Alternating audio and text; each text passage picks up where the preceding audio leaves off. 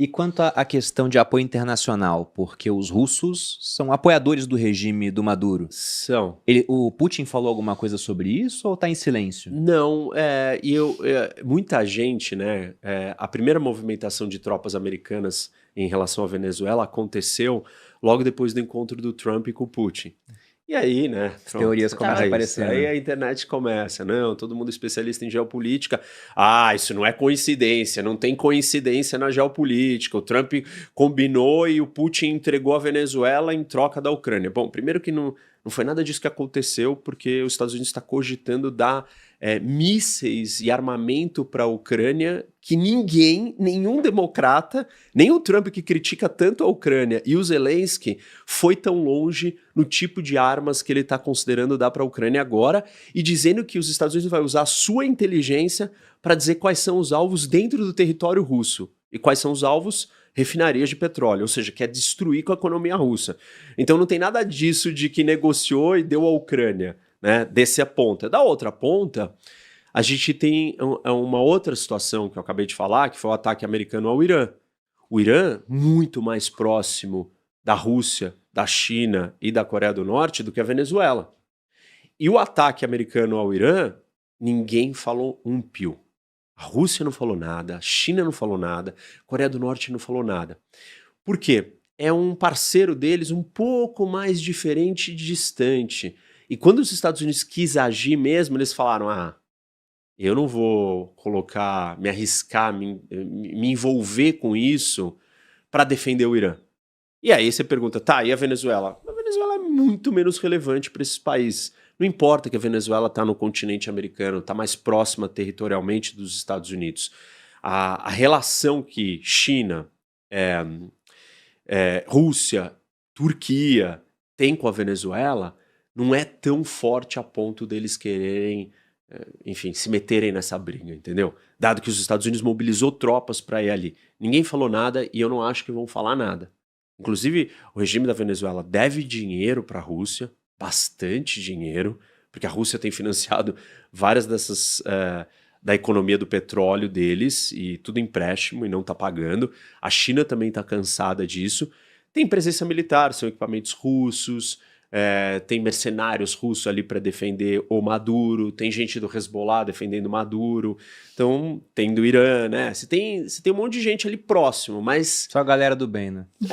Só que por isso que eu falo que a Venezuela seria o quinto irmão, né? Ou parceiro do eixo das ditaduras. É Rússia, China, Irã, Coreia do Norte e o irmão pequeno, a Venezuela, porque ela está muito ligada a eles.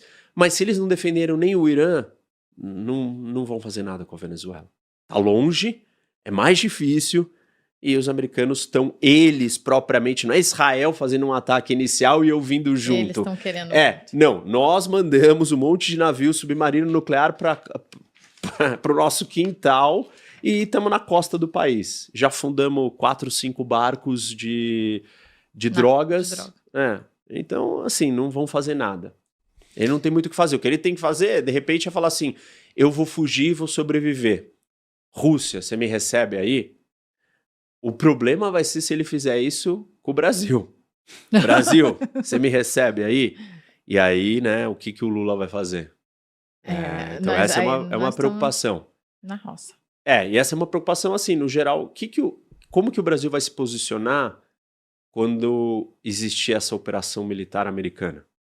O Brasil vai criticar? O Lula já criticou essa parte? Porque ele Até falou muito do agora, papel do dólar, etc. Isso, até agora eu não vi ele falando nada especificamente sobre a Venezuela. Se neste mantém momento. Assim, pelo amor de Deus. Mantém. E acho que deve ter gente falando pra ele, olha, não fale. Não fale agora.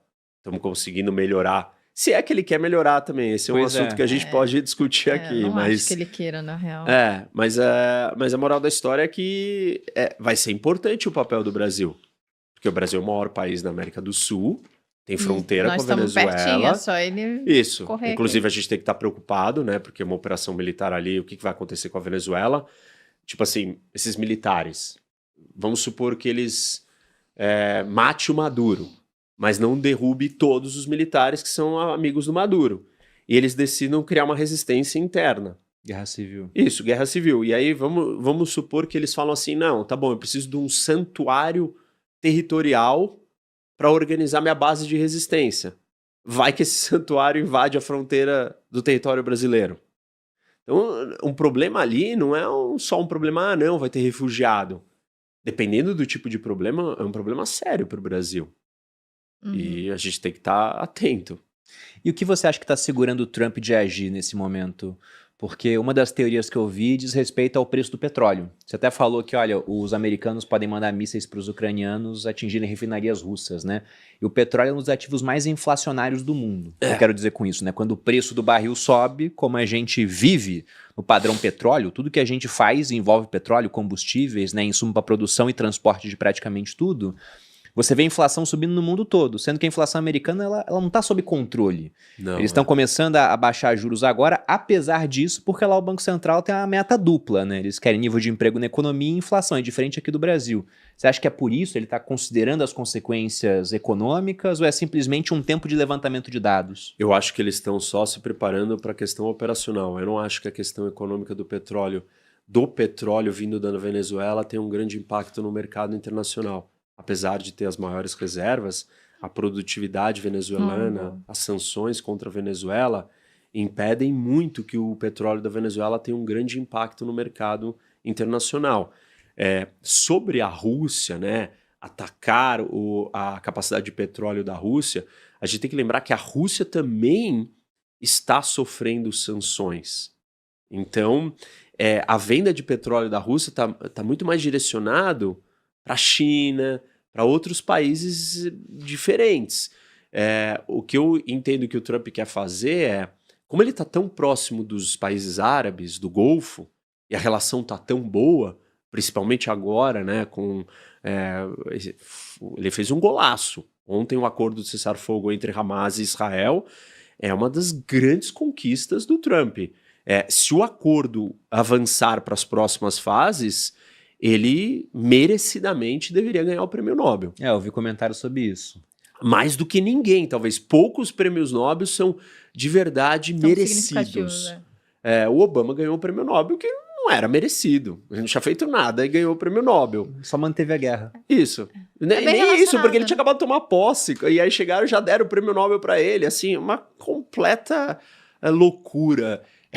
Se o Trump conseguir realmente trazer um acordo de paz para Gaza definitivo, ele merece o prêmio Nobel, assim, de todas as maneiras. Óbvio, fazendo um parênteses, muito mérito dele, mas o mérito não é só dele, porque o conflito chegou no seu momento de estar pronto para ser resolvido. Eu sempre uso esse exemplo, briga de marido e mulher, divórcio, os caras estão brigando, se matando, 1, 2, 3, 5, 10 anos brigando. Chega uma hora que você fala assim, não aguento mais. A guerra é a mesma coisa. Ela se resolve quando ela chega no seu período de exaustão.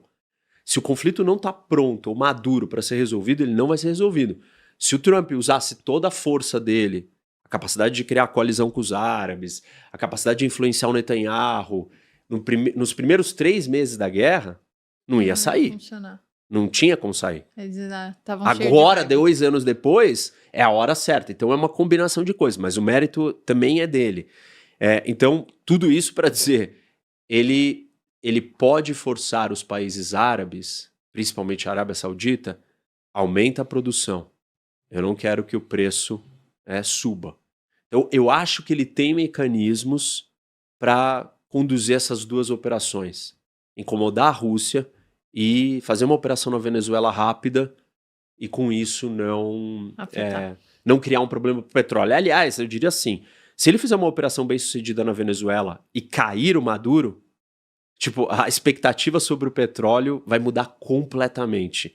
Porque um governo democrático assumindo o país... Atrai investimento para produzir mais. Muito. E aí todas as empresas americanas vão voltar para a Venezuela. Então a capacidade de produção de petróleo no mundo vai aumentar e o preço vai cair e a inflação vai ser resolvida. Então eu diria que, na verdade, pode até ser o contrário. É uma operação militar que resolveria uma questão econômica para os Estados Unidos, se bem conduzida. E aí, óbvio que a gente nunca tem certeza se isso vai acontecer. Eu não estou dizendo que vai dar tudo certo. Estou dizendo que tem um monte de problema. É arriscado. Mas do jeito que tá muito ruim. E não vai ter como mudar, porque o Maduro vai ficar lá até para sempre. A ditadura não se aposenta. Isso.